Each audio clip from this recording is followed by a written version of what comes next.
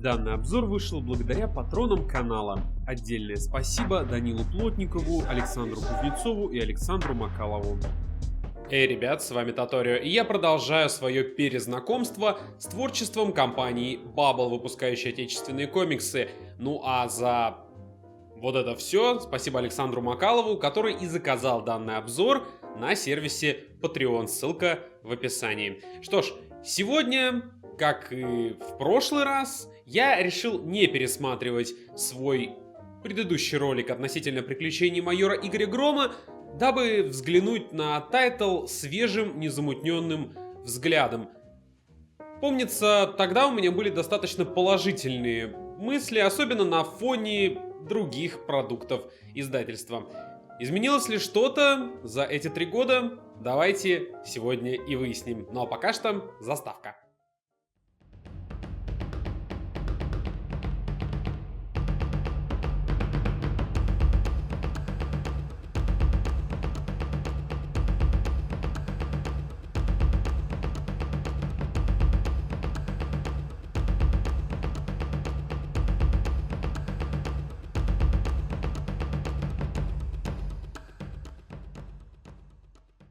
Честно признаться, после прочтения всего тайтла я остался несколько разочарован. Объясняю. То, что раньше я считал чем-то оригинальным и прорывным, наверное, так будет лучше сказать, по факту оказалось ложкой меда в бочке дегтя, что и отразилось на общем впечатлении. За месяц эмоции от инока утихли, потому майор раскрылся для меня с иной стороны. Не думайте, я не собираюсь засирать данный комикс, просто мне хотелось бы сосредоточиться на его проблемах, которых немного, но они существенные. Это и отличает приключения Игоря и Радова. У последнего дьявол не то что крылся, а яростно выпрыгивал и пугал детали, разгоняя многие адекватные мысли. Отбросить необоснованный хейт к прошлому комиксу и найти в нем положительные моменты оказалось проще, чем выделить яркие элементы сегодняшнего сабжа. Сам запутался. Короче, давайте к отдельным блокам, там уж вместе разберемся.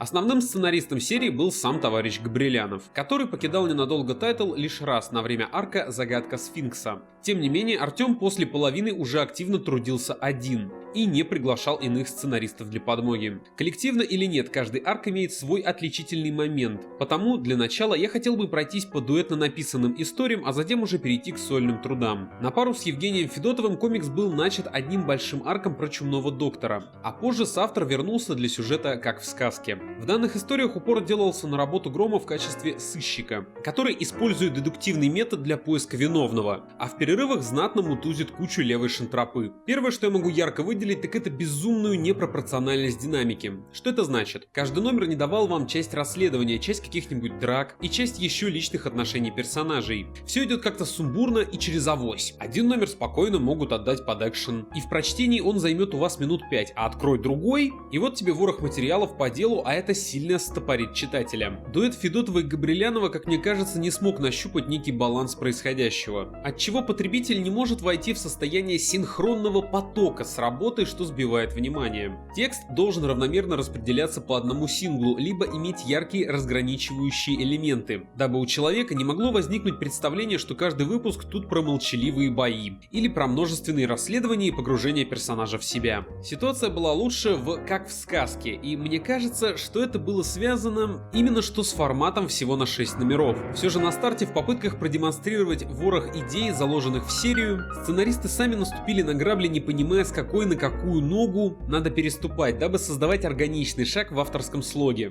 На День Святого Патрика к Артему забежал сценарист Иван Скороходов, преобразив серию в нечто иное. Отпуск перерос в борьбу с террористами, операции под прикрытием и необходимость главного героя использовать окружающие предметы в качестве оружия. Все это уже больше напоминало не серию про полицейского, а про самого настоящего Борна, который и скрываться умеет, и против местных властей идет, и смекалочкой обладает. Здесь уже не присутствовала проблема прошлого дуэта, арк сбалансирован и не вызывает проблем при чтении. Тем не менее, слишком уж сильно контрастирует на фоне всех остальных историй. Ибо далее авторы не пытались вернуться к подобной стороне в комиксе о Громе, предпочитая делать упор либо на что-то среднее, либо что-то максимально близкое к первому арку. Упомянуть стоит и Романа Каткова, который написал сценарий, по идее Виталия Терлецкого «Загадка Сфинкса». Получилась до боли простецкая работа, уровня бульварных детективов, что вы читаете, сидя в вагоне метро. Банальные ходы, не самый интересный подход к написанию диалогов и общее неумение удержать внимание описывают данный арк. Что ж, давайте теперь поговорим о том, что сделал товарищ Габрилянов, будучи на посту автора один. Вторую половину, почти всю, Артем написал сам, и это сразу заметно. Более не было второго человека, адаптирующего все под комикс-сценарий. Вам расскажут и историю восхождения злодея, и поведают о кризисе главного героя на почве сильной эмоциональной потери, и даже попытаются поиграть с элементами ментального нездоровья протагониста. Выписывая Игоря половину серии как некого супермена, который весь из себя идеален и живет в мире, где есть трудности, но справляться с ними можно с высоко поднятой головой. Габрилянов меняет настроение. Все сводится к депрессии, к самобичеванию и обтиранию обрыганных подворотен. Не всегда, но подобное присутствует. Потерянность Грома ощущается еще и тем, что сам комикс резко дает крена в иное, превращаясь из простенького бодрого псевдодетектива в именно что попытку создания тяжелой истории. Если от Инока не хотелось что-то требовать, все же тайтл штормило и какую-то целостность было сложно уловить, то майор пытается быть реактивным самолетом, но увы, летает Аки Кукурузник. Артему явно не хватает писательских навыков, но присутствовала безумная страсть создать глубокую историю про упадок одной мощной личности. К сожалению, вышло только сделать максимально серый и блеклый продукт, от которого больше в сон тянет, нежели хочется следить за тем, что дальше произойдет с героем. Ну, кстати, о действующих лицах этой пьесы.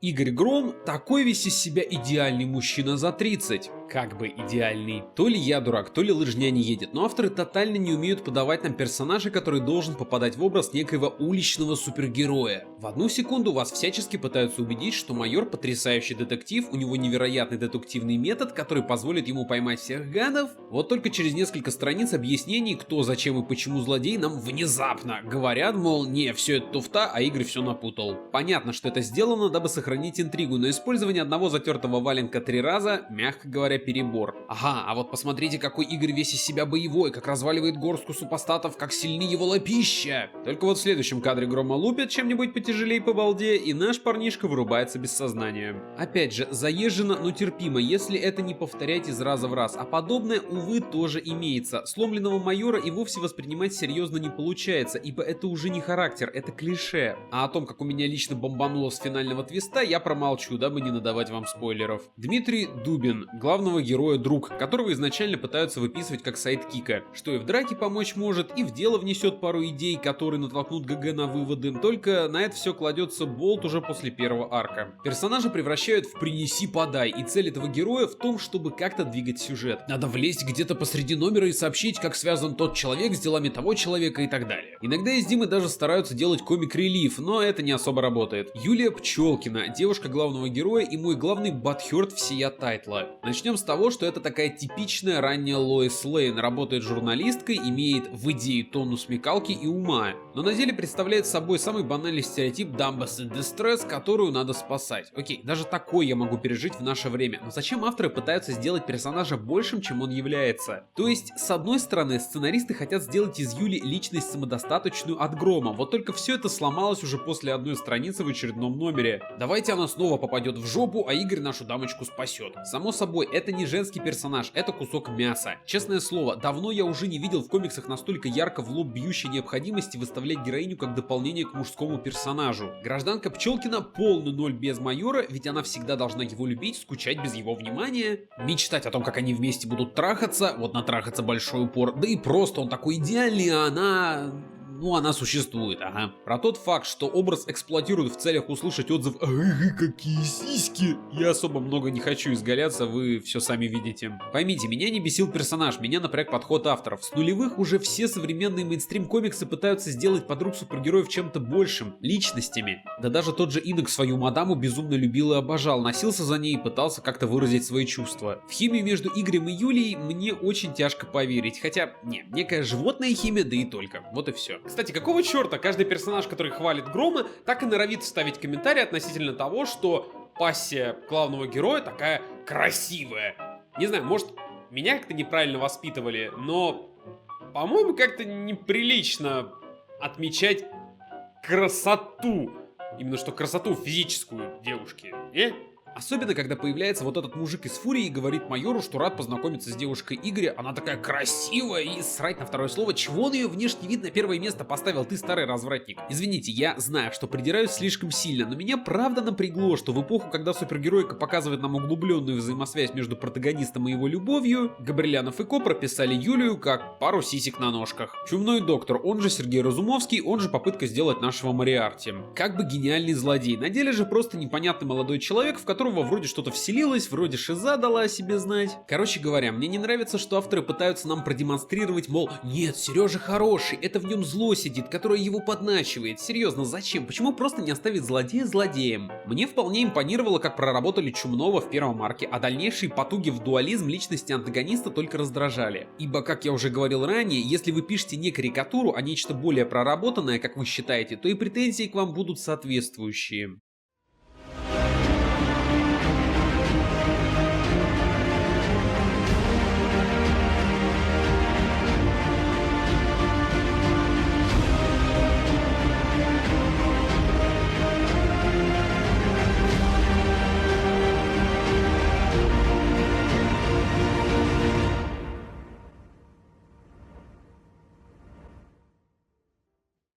Художественное исполнение серии — это, мягко говоря, не то, что я хотел бы хвалить.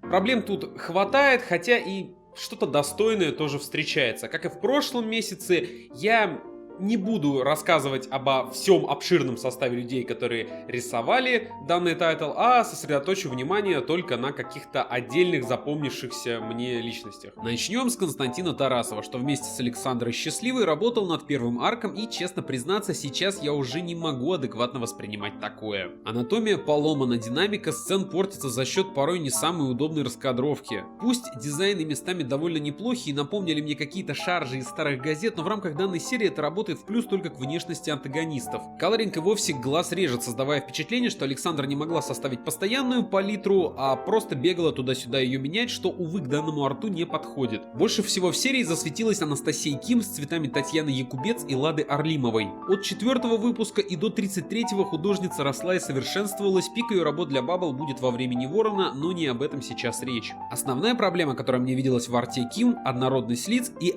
андрогинность Чумного доктора. Первый пункт напрягал тем, что те цилиндры вместо черепов, что изображает Анастасия, персонажам порой практически неотличимы. Главная проблема у меня наступила во втором арке, когда я не могу понять, то ли я чего-то не понял, то ли прочитал криво, то ли автор, художник-редактор прокололся, но какого ж хрена я не могу отличить одного персонажа на странице от другого. Если при крупных планах какие-то детали некоторых героев Ким еще можно разобрать, но на более дальней дистанции это становится сложнее. Теперь, что касается Разумовского, то я тотально не понимаю, как его трансформация со временем в серии работает. Объясняю, есть у вас дизайн от Тарасова, что демонстрирует нам метросексуального персонажа. Потом идет дизайн от Ким, которая видит Сергея более андрогинным. Окей, это даже работает, пусть и разнится с тем, что мы видели до этого. Вот только под конец я уже редко мог понять, парень передо мной или девушка. Кроме того, как работает прическа главного злодея в одном конкретном арке. То у него патлы длинные, то остриженные.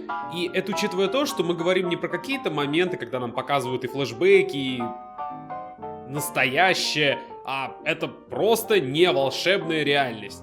Там появляется он, это не какой-то демон и так далее. То есть, чего? Не подумайте, я могу различить Разумовского от Плейг Доктора в моментах психодела. Кстати, вот именно за него я бы хотел похвалить Ким. Все эти путешествия в сны и голову Разумовского выглядят красочно и бодро, достигая своего апогея, опять же, во времени Ворона. Последний камень в огород. Я не знаю, редакция Bubble это была или кто там подсказал, но на празднике Игоря Юлия в исполнении Анастасии это уже откровенный ужас и порнография. Жду ЗИН 18+ от издательства, короче говоря. Про колоринг в этих сегментах комикса мне мало чего есть сказать, разве что Орлимова слишком затемнила картинку, что сделала арт немного блеклым. Увы, более кого-то достойного мне сложно вспомнить. В серии присутствовал и откровенный бесконечное лето стиль со всеми прилагающимися, как там говорят в интернетах, чё аниме пацаны? Так нас пичкали и совершенно убогим трейсингом фотографий города, и свят-свят Федору Михайловичу явно не норм на этом изображении. С покраской тоже все было не так хорошо, как хотелось бы. Либо палитра была не особо богатая, либо и вовсе болотно-бледная. Даже руть, которую я обычно хвалю, здесь выступила слабо, но мне кажется, все дело в не совсем подходящем покрасе от Кирилла Перепелицына. Был еще 41 номер, где рисунком занималась Маргарита Каблукова, и, честно говоря, это было очень плохо. Детализация отсутствует как таковая, кисель вместо фона, персонажи, которые больше напоминают телепузиков, да еще и с мимикой секс-кукол. Прелесть, конечно, полная. Про финальный два арка за авторством Эдуарда Петровича и Андрея Васина тоже мне особо сказать нечего положительного, ибо просто парням надо подтягивать технику, а претензии тут скорее к колорингу Анны Сидоровой и Натальи Нестеренко. Как мне кажется, палитру надо было оставлять аналогичную той, что мы видели в первой половине серии. Ох, и получишь плевки в монитор от художников, чувствуется.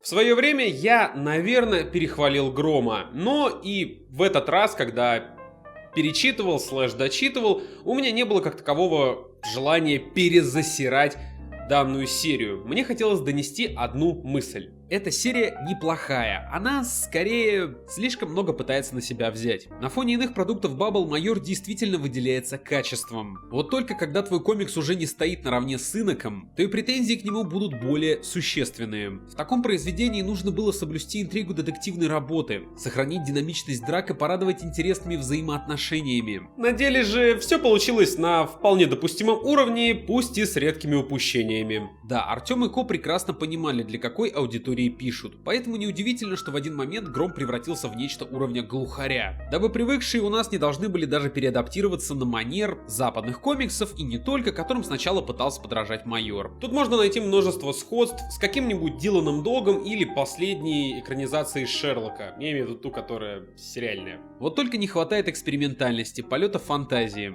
Все исторические или научные отсылки — банальная школьная программа. А когда представление о чем-то углубленном, это я про деятельность злодеев, обычно максимально обывательское, это моветон. Стоит ли читать серию «Майор Гром»? Первые два арка я бы посоветовал глянуть, если вы тепло принимаете отечественные произведения. Все же именно первая половина тайтла сгодится для ознакомления, сможет немного развлечь, а вот дальнейшие потуги в глубокую псевдодраму я бы советовал уже пропустить и, может быть, приглядеться к новому тому. Сам его еще не открывал, но наслышан положительных отзывов. Что ж, а на сегодня все. Увидимся в следующем месяце, я надеюсь, где мы с вами, возможно, вновь взглянем на мир отечественных комиксов издательства Bubble. Ну а пока спасибо за просмотр, подписывайтесь на канал, вступайте в группу, не забывайте про то, что ссылки на всякие полезные ресурсы, в том числе стримы, есть в описании, и на Patreon не забудьте заглянуть. И, конечно же, читайте только хорошие комиксы.